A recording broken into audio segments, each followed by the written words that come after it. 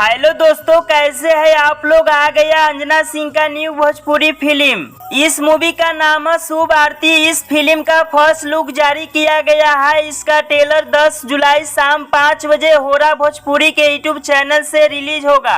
शुभ आरती इस फिल्म में संगीत दिए हैं साजन मिश्रा, गीत दिए हैं दुर्गेश भट्ट, धर्म हिंदुस्तानी, लेखक नीरज मिश्रा, निर्माता मनोज के गुप्ता, निर्देशक धनंजय तिवारी। काफी ज्यादा हाई लेवल बजट का मूवी होने वाला है। भोजपुरिया फैंस को यह मूवी काफी ज्यादा पसंद आने वाला है। शुभ आरती इस फिल्म में नजर आने वाला है भोजपुरी हीरोइन अंजना सिंह और भी काफी लोग, ढेर सारी आर्टिस्ट और एक्टर काम किए हैं इस मूवी में। आप लोगों को यह मूवी काफी ज्यादा पसंद आने वाला है। पारंपरिक भोजपुरी फिल्म होने वाला है। शुभ आरती फिल्म बहुत ही जल्द रिलीज होगा।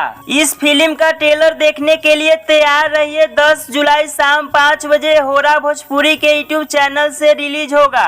अंजना सिंह का फैन है तो इस वीडियो को लाइक कीजिए और चैनल को सब्सक्राइब कीजिए। फिर मिलते हैं अगले वीडियो में। आप सब बने रहे।